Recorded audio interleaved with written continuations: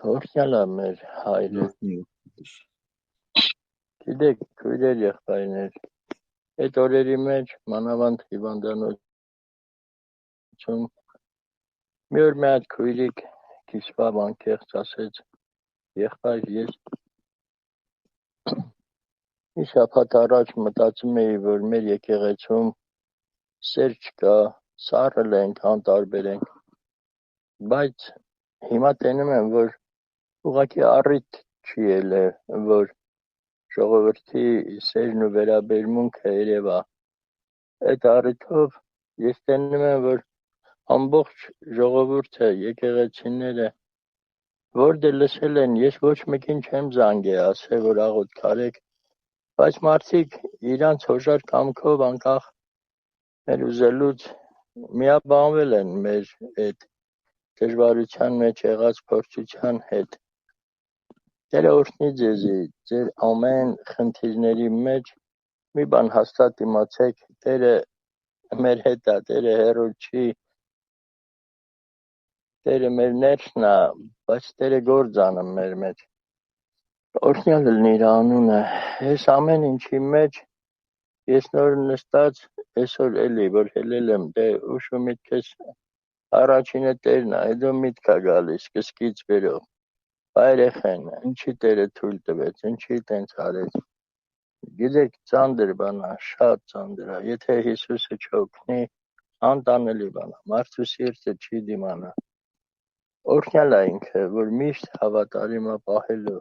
Հիսուս խոսում է անիրավ դատավորի առակի մեջ, որ անիրավ դատավորը վերջը իրավունք արեց, որպեսզի կնոջը ազատեց իր թշնամուց, իր թշվառ վիճակից դուրս եկավ այդ կինը, բայց Հիսուսն ասում է նրանց Աստված միթե չի տա իր զավակներին, որ գիշեր ցերեկ կխնդրեն, բայց այդ չտալու մեջ օրինակ թարմը դեպք է, որ Աստված այդքան խնդրինք, մենք հույս ունեինք, որ մի հատ հրաշք կլինի, երեխեն հրաշքով ոտիկ կանգնի, կգա, հələ ես պատկերացնում էի, Սվետին ասում էի ազիզ, պատկերացնում ես, Տերը երոյին լրիվ առողջացնի, հելնի ինձի ճիշնի ասյարա գոնե մի շալվար տվեք հագնեմ, ամոթ հա, գիտեք, այդ հույսերն ու փափագները, մեր նախապաշարումները, ասենք, չէ թե Տերը հուսախաբար է, չէ, Աստված մարդու փափագը չի, որ պիտի լեցնի, Հիսուսի նպատակը նախ երկնավոր հոր փափագը լեցնելն է, որ Աստված այնպես սիրեց աշխարհը, այսինքն այդ մեղավոր մարդկությանը, որ միջև իր միածին որդուն տվեց։ Երեխեք ճամբարում մկրտվել է Սուրբ Հոգով,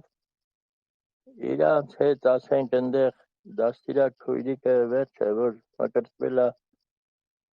հարցրել է Երիկ ջան, բա որ մկրտվար, ասենք այդքան ունեցար Հիսուսից ինչ կուզեիր։ Երեխան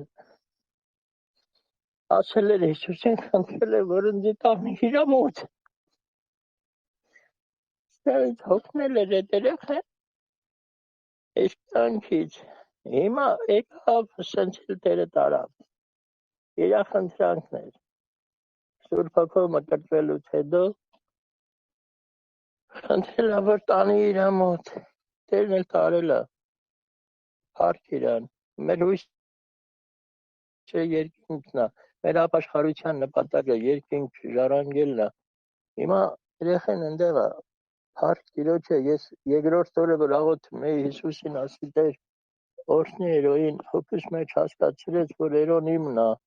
Դու ինձ ուղղություն ցույց մի տուր, ես իր հետ ոնց վերաբերվեմ։ Դու մենակ գոհացի ու փառք տուր ինձ։ Ու այդ պահին հոգուս աչքերով տենում էի, որ Հիսուս նստած է երեխու հետ կռավատի կողքը ու ընդեղ է միշտ իր հետ է։ Գիտեք, մենք ինչքան էլ սիրենք մեր երեխեքին, Հիսուսի չափ չենք սիրի, որտեղ Հիսուսն ինքն է ստեղծե, կյանք տվե, հոգի տվե, նորից իրա կյանքն ա տվե երկրորդ անգամ որ փրկի մեզի որ չկորենք չարի հետ ու փառք իրան ամեն ինչի համար հիմա ճիշտ է իմ զգացմունքները են հոգուս բաները մի քիչ լարված են այդ կարոտից դու մեր հայաթը տեսար չէ դու ախպեր ես մեր հայաթի կանանչը երեխաներ քաղում նստած ստեղ ասում եմ երու ջան ստեղ իր այդ գազոնը քաղը իր ախպերս հետո միտք ա գալիս որ թեկուզ Հիսուսն էլ ասի երու ջան գետաս տուն հետ գետաս երոնք ասի չէ չեմ ուզում այդ համընդեղ որտեվ ստեղ ընձի սախսիրում են բայց ընդեղ ընձի գործ են տալիս անելու էս արա այն արա գիտեք ընդեղ այդ հողը չի ուզենա հետ գա հիմա մեր նպատակը ընդեղ ա ուզում եմ ուղղակի խնդրածելնեմ այս վիճակի մեջ ես էլ զղջում ունեմ չնայած ես երեխուն